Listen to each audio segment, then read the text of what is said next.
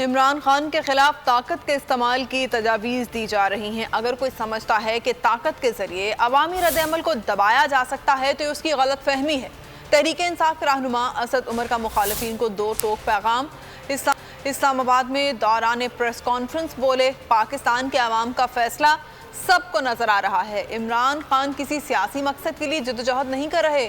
اندرونی اور بیرونی سازش اور ضمیر خرید کر پاکستان میں حکومت کو گرایا گیا۔ معیشت کے اندر غیر یقینی صورتحال زہر ہوتی ہے۔